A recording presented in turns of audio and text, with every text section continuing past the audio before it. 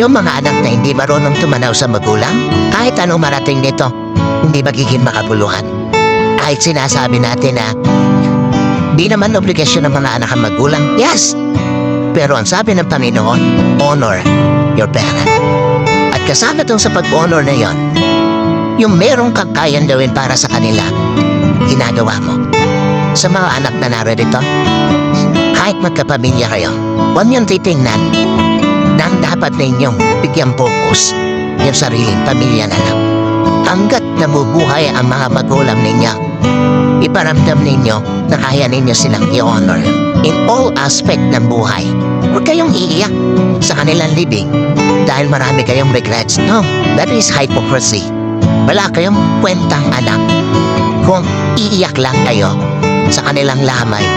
Pero nung nabubuhay, hindi mo ginawa yan dapat mong gawin para sa kanila.